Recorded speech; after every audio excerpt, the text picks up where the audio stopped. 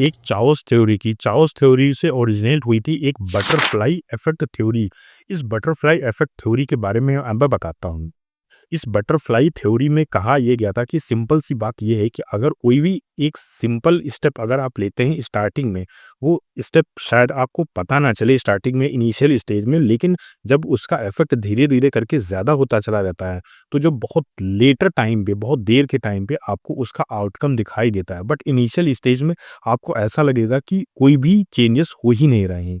जैसा कि वीडियो में आप देख पा रहे होंगे एग्ज़ाम्पल के तौर पे एक पेंडुलम 6 स्टेट में पेंडुलम रखा हुआ है और इन 6 पेंडुलम को सेम स्टेट से, सेम टाइम से, सेम स्पीड से चलाया गया था।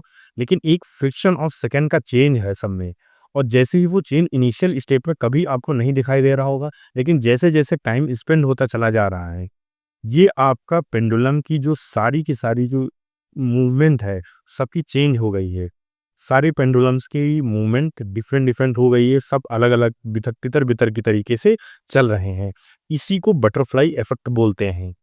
इसका एक रियल लाइफ लाइव एग्जांपल मैं देता हूँ। जब भी दोस्तों आपको कोई बीमारी होती होगी, तो स्टार्टिंग में बहुत ही छोटी-सी कोई बीमारी अगर आप हुई, तो आप डॉक्टर के पास नहीं जाते होंगे। छोटी-सी आप कोई दवाई ले लेते होंगे या इग्नोर कर देते होंगे कि चलो छोड़ो कोई बात नहीं, हम बीमारी है जो थोड़ी-सी दवाई ले लेते हैं, ठीक हो जाएँगे। लेकिन वही जो बीमारी जब धीरे-धीरे करके बहुत बड़ी स्टेज लेती है, तो आप सीधा हॉस्पिटलाइज़ हो जाते हैं।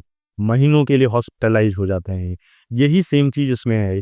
इनिशियल स्टेज पे आपको नहीं पता चलेगा कि क्या चेंजेस होने वाले हैं, लेकिन लेटर ऑन बहुत समय के बाद आपको उस छोटे से इफ़ेक्ट का, एक सिंगल इफ़ेक्ट का आपको बाद में पता चलेगा कि एक्चुअली में उसका रिज़ल्ट जो था, वो बहुत बड़ा था। आपको ये कॉन्सेप्ट कैसा लगा हमें कमेंट सेक्शन में बताइए।